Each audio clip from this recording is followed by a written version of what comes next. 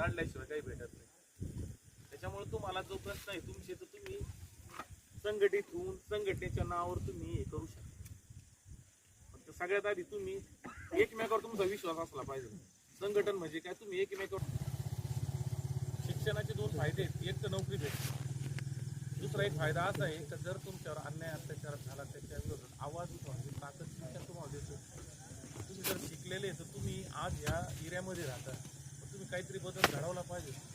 तुम्हाला खोटे सांगत ह्या प्रकरणामध्ये आम्ही ज्यावेळेस फिरत असताना आम्ही विखे साहेबांच्या घरावर मोर्चा काढण्यासाठी 15 दिवस पूर्ण महाराष्ट्र दौरा केला.